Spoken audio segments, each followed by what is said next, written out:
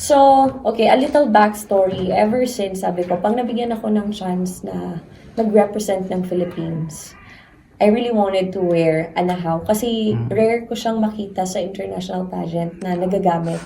It's either I'm thinking of the barong, which ginamit ko sa Miss Grand Philippines. I really wanted that. And then yung anahaw, of course. And at the same time, it's the color of grand. It's clean.